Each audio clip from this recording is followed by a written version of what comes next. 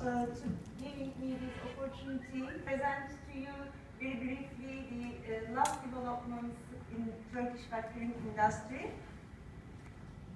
As you may already know, Turkish factoring industry has been regulated and supervised by the Banking Regulation and Supervision Agency since 2006.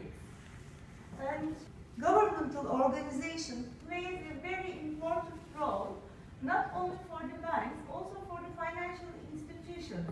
This organization supports very much the development of the financial institutions, and they also cooperate very much with the local associations. So, the law, the new law, which was shaped by the BRSA and also with the cooperation of the associations of three industries, factoring, leasing, and consumer financing companies, has very important article for factoring industry, and it was shaped by BRSA and also with the efforts with the lobby efforts of our association with public and with non-governmental organizations as well. The most important articles are, firstly, factoring companies are categorized as financial institutions. And secondly, factoring, the meaning of factoring has been defined with all aspects, including its services. And principles of corporate governance redefined, and according to the new law, factoring companies should increase their minimum paid-in capital to 20 million Turkish lira, which is approximately 11 million US dollar. And also another new big change is to merge all the three industries under one umbrella. So it established a new association which calls Association of Financial Institutions for all factoring, financial leasing, and consumer financing companies. And also, according to the new law again, our association is assigned to establish a receivable recording center where all the receivables data should be, also including e-invoices, should be recorded by the banks and also by the factoring companies. And it is also the first time where we will inform about the transactions, factoring transactions done by the banks. And also, the risk management and intelligence are two important pillars of the global business. I would like to also mention here, the factoring companies are now members of Risk Center and Receivables Recording Center. They are members of Risk Center since 2010, and all the data, all the credit information and payment performance of the clients of the banks and financial institutions are recorded and in this center and also shared among the banks and financial institutions. Also, in the Receivables Recording Center, the factoring companies and the banks are going to record not only the receivables data, also the payment performance of postpaid checks and the payment performance of the debtors. And I believe it makes the factoring companies to assess the debtor risk and the client risk much easier than before. And as a result of these developments, the support of the government and also access to these two important data centers, the financial industries in Turkey have been shown very rapidly steady growth, and factoring is the second largest financial industry after banking, and with 45 billion US dollar volume, total volume. Turkish factoring is the 15th in the world and 9th in Europe. And also, as you maybe also know, in two-factor export business, Turkey is in the second place after China.